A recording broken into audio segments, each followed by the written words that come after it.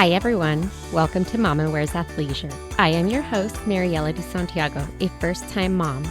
We focus on all things mom with tips to help make life easier and more organized for all you mamas out there.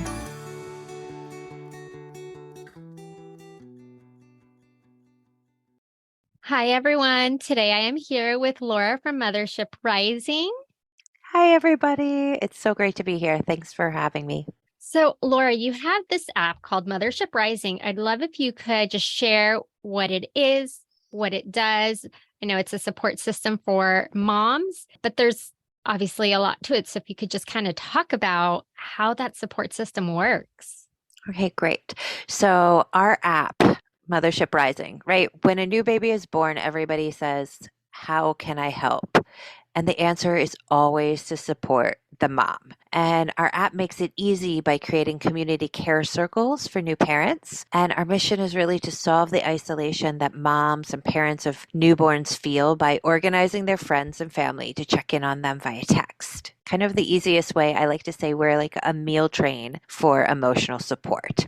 And that's really what makes us different is our focus on listening, acknowledging, and holding space and support for the mom and the parents. Can you share a little bit about why it's important to reach out and support moms after having their baby? What are some benefits? What are the needs? Obviously, we kind of talked about this before we got on the call, but everyone's experience is different, but we all somehow realize after we have a baby that we need a little bit of help. And I think it's hard for us to admit that at first. I know it was for me because you think that you can do it all. Oh, well, that's interesting because one of the things that we're finding is how hard it is for parents and moms, especially to ask for support. There's a lot of barriers there. We're hearing a lot of people say, like, I feel like I should be able to do it all, or I thought it would be different, or I feel guilty asking for help, or I don't want people to judge me or worry about me if I ask for help or support. So, what we really wanted to do was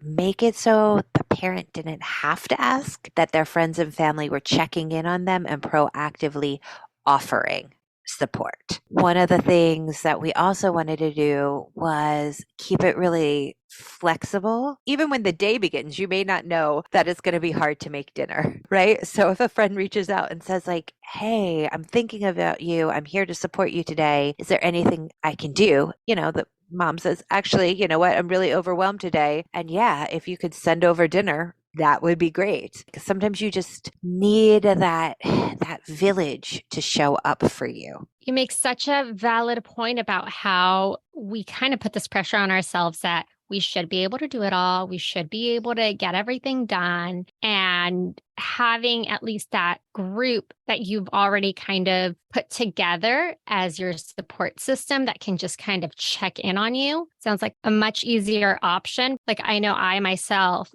would not want to reach out to a friend and say, hey, can you come over and hold the baby while I shower? Because I don't want to feel like, I don't want to say asking for too much, but yeah, I guess that would be it. Like I'm asking for too much, even, or showing weakness or whatever it may be, even though I do need that help. Yes. I mean, and I had friends offer that, and I said no until about maybe 6 weeks into the postpartum time when I was starting to feel the lack of sleep was starting to catch up on me. I had mastitis. And so I think by the third time, my one friend said, are you sure you don't want me to come over and just hold the baby while you shower? And finally I said, yes, please.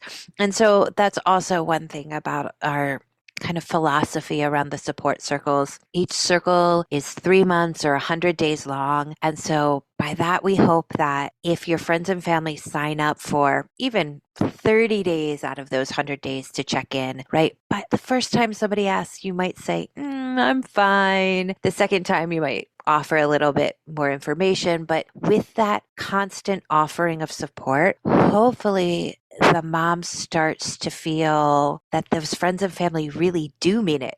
They really will come over and they really want to help you. I think when people offer that help, especially as a new mom, generally they do mean it, right? They do want to help and we just keep kind of pushing it off as, oh, they're just offering because that's what people do to be nice. They don't really want to help. With the cycle, so you said it's like 100 days. So at what point could somebody sign up? Would they be able to sign up before baby is here if they just need help with like setting up the nursery? Or can they sign up a month postpartum? What's the timeline? Ooh, I love the idea about getting help setting up the nursery. And actually, yeah, I had a friend come over because I just couldn't open all the gifts from the shower. We had our shower 2 to 3 weeks before I went in through the delivery. So I felt really overwhelmed. I probably should have had it earlier or not asked for gifts, right? And they were all sitting in the corner. And I was like, I'm never going to get these open. And so a dear friend came over with her kids and they all opened them all for me and like wrote everything down. It was so helpful. So you're right. There's all these different points where support can be really helpful for a mom. But what we're really focused on is postpartum or that first year. And of course, you can set up the circle at any time. And we have a lot of people who do this if they're having a baby shower, or there's virtual baby showers now over Zoom. So sometimes people say like, hey, everybody get out your phones and join the circle. We have postpartum doulas who host circles for moms. So the circle can be hosted by the mom,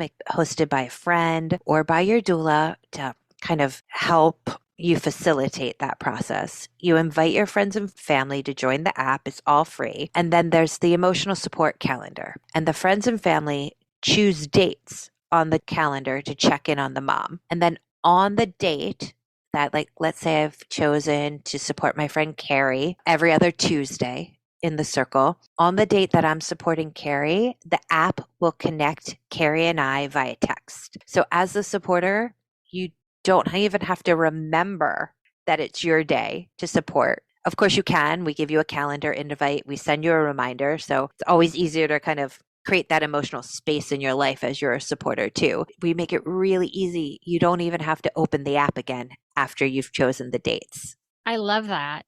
I know that there is an option for a self-care registry. Would you be able to share a little bit more about this? Yes. So we have a support wish list. And so the intention behind the support wish list is to make it easy for the mom to ask for what they really need, and to also make it easy for to set boundaries around things that could kind of be awkward traditionally to set boundaries on, right? Maybe you don't want people to put pictures on social media. Maybe you want people to wash their hands or wear a mask before they come over if they're coming over and the baby's really little. Maybe you don't want visitors at all. So sometimes it can be challenging to set those boundaries. Can be a little bit awkward. So we try to make it easy and with the support wish list. And then in the self-care registry, it's a place to say, I'd really love a massage. Or we've had, people say like, these are our favorite restaurants, or it's a place to also link. You can link there to places like Be Her Village, Spark Mamas, and there's other places even on like Baby List where you can raise funds for things like a postpartum doula. So essentially the self-care piece is for mom or parents, allowing them, whether it's, like you mentioned, a postpartum doula or maybe a lactation consultant or anything that's going to help support them to just get a little bit of rest, I guess would be, or feel a little bit better.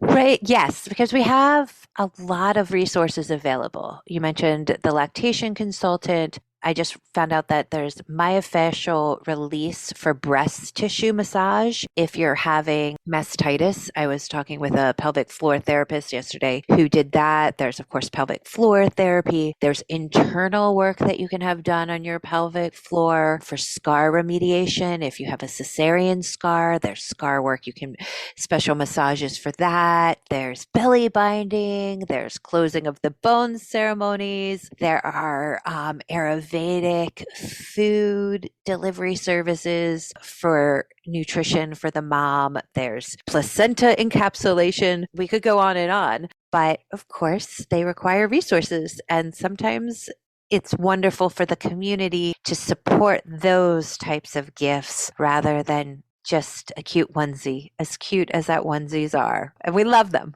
We love those cute onesies. Hey everyone, I'm Lena, host of the New Mamas Podcast, a podcast created to help first-time moms everywhere navigate this new stage of life, talking about the honest and the raw moments in motherhood. We don't shy away from the real stuff, and with me, very little is off limits. Search New Mamas Podcast on your favorite listening platform and connect with me on Instagram at New Mamas Podcast or at Lena Forrestal. Happy listening!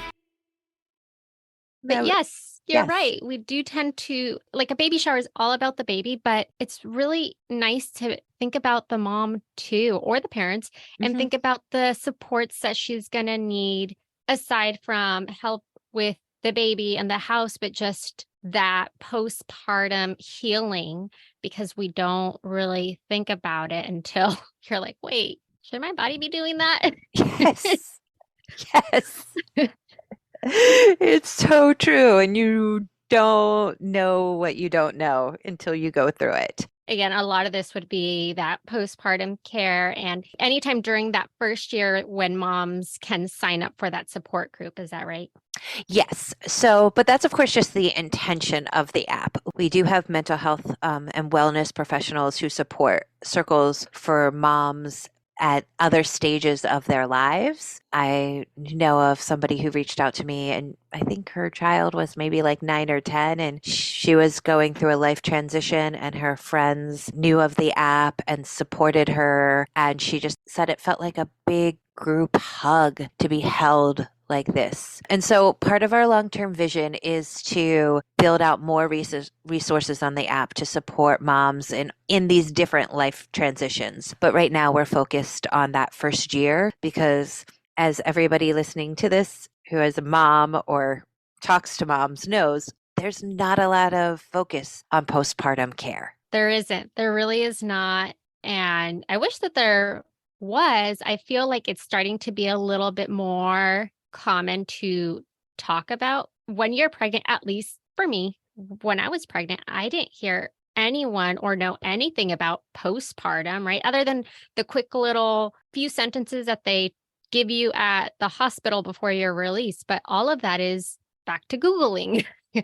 Googling everything that's going on with your body, whether it's recovering from a C-section. I mean, just the whole recovery process, right? You just don't know what your body is going to need or what is available for you postpartum. Yes. And I think, we also live in a really polite society, I think, sometimes. So people don't want to talk about the hard stuff and they don't want to kind of impress their opinion of like, yeah, you really like birthing people, pregnant people, new moms really need postpartum doulas. Like they really need an advocate there who's coming in to check on them, who knows what resources are in their community, who's there specifically for the mom, checking in about postpartum anxiety, postpartum depression, postpartum psychosis, who's trained in looking out for those symptoms. Kind of the fact that we don't have, and I'm hoping we're moving towards that because now birthing doulas are starting to be covered by insurance. So the next step is for the postpartum doula to be hopefully to become more mainstreamed and covered by insurance too, hopefully. I just learned that postpartum doulas were a thing. I had an episode air with Kelly Ray, who is a doula here in San Diego, and she went over all of the differences between birth doulas and postpartum doulas and the different services that they can provide, and even differences between a daytime doula and a nighttime doula postpartum. Yeah, so there's all these resources. And I was, lucky enough to have a wonderful birthing doula. And I think she came like 4 times to visit and she told me a lot about different resources. And so I feel like, and I live in LA where there are so many different resources and it's a big conversation around birth and postpartum and motherhood. And I still felt like there was stuff that I had to Google and stuff that I was like reaching to find. And then when you Google, it's an overwhelming amount of information, and then you don't know where to start. Yes, which I love. I love that that's part of your mission is to give these accessible, short, bite-sized information that's really practical that can help the mom, yeah, when they're out for a walk or listening there, while they're breastfeeding. And we're kind of trying to do the same thing with our Mothership Rising library. We call it a Pinterest for self-care and wellness for the mom. So we're in our library, and this will be linked in our library too, because we share podcasts, we share videos, we share articles. And so we're also trying to help take away some of that overwhelm and add information that we feel is really supportive and relevant to specifically that transition into motherhood, that first year postpartum, and those questions that so many of us have during that time. I love all that. Do you have any other tips, suggestions, or recommendations to help someone that wants to start a nurturing circle, either for themselves or for a friend? Yes. Okay. So I would say going back to what we talked about earlier about how hard it is to ask for support. I would say if you're starting the circle for yourself, to maybe ask that one really close friend to host it for you. And if you're hosting a circle and want to host it for a friend, I would recommend just really being their advocate and champion and saying like, we want to do this. We want to be there for you. And it might be a little bit awkward at first, but please let us do it. I'll say, yeah, one of my good friends, I'm sure she just let me do the circle for her because she's my friend and I'm the founder of the app. I'm sure she just was like, oh, whatever. Like, I'm going to let Laura do this. And about a month into the circle, she was like, thank you so much for doing this. I really needed to have that support. I really look forward to the check-ins and people calling me or texting me. I was at another event and somebody told me she was, they were at a dinner with their one friend who was choosing to become a single mom. And she was a couple of weeks away from birth and she was getting nervous about the postpartum period. And she said to all of her friends there, I'm going to tell you about Mothership Rising. Everybody take out your phone. They all downloaded the app. They joined the circle right there and chose the dates. And so that friend was really like holding the mom's hand through it and saying, we're going to be there. I love how you see the need, right? The need for moms to be supported and finding a way to solve it so that it's easy for moms to ask for that help. Because even when it's offered, it's really hard to accept it. I mean, I myself, I had my mother-in-law here helping me after, but still, even then, it was really hard for me to say, yes, can you cook us a meal? I just wanted to do it all because I didn't know how to just accept the help. Yes. Yeah. So I think, great, whoever is listening to this, I just really encourage you to think honestly about what you need and what you want and maybe practice asking for it. I know it can be hard. Last year I broke my foot and I had to ask people to drive me and I couldn't drive. So I had to ask people to drive me and my toddler to school for preschool drop off. And it was such an excruciating experience sending those texts to people saying I need some help and support here. And it totally was good market research for my app because it forced me to do something that I know is hard for us to all do. Yeah, I guess that idea of being vulnerable is really challenging. And maybe it's also because we're supposed to be these, strong women that can bounce back and you're good to go after 6 weeks. And the reality is that that's not the reality. It's not the reality. And I mean, I think, right, we can't have this conversation without acknowledging how the role of motherhood has expanded, right? And the definition of what motherhood looks like, the job description, as I call it, is very different and keeps expanding, right? So now it's being an organic chef and being a homeschool teacher and knowing about music and arts and crafts and also being a driver and facilitating play dates. And right, the list can go on and on about what society says we should be doing. Yeah, you can add to that having to keep a home clean, spotless, and being able to hold down a full-time job if you are working. Oh, and make sure that you put some makeup on and you work out and you get dressed for the day. Yes, and any of that stuff that you're doing for yourself, the showering, the working out, the putting on makeup, the eating, all of that needs to not interrupt any of your mothering. It should almost be hitting, right? All of that, like all of the work needs to be hidden and done like in the shadows when you should be sleeping, right? And don't forget that you're probably waking up while you should be sleeping. Yes, for feeding. So we have all of those pressures that feel very real that we're also contending with. I feel like moms are now starting to do a really good job about talking about it and bringing attention to the fact that all of this isn't reality and, accepting that we need more time with that first year to recover and to learn that new role.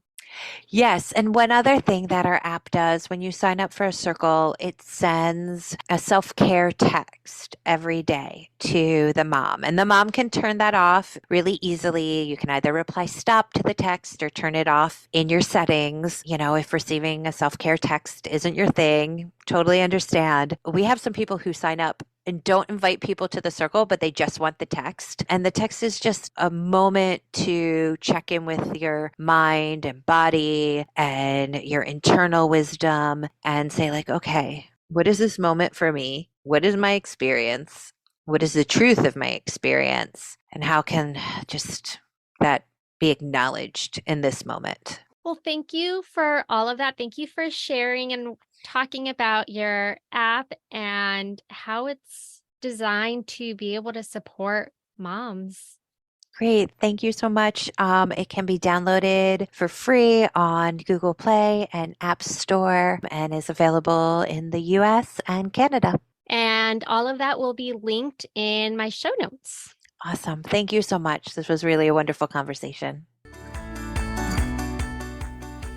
Thank you for listening. Tune in next week for our next episode. You can find us on Instagram for more updates and tips. Be sure to subscribe wherever you listen to your podcasts and give us a review if you like us.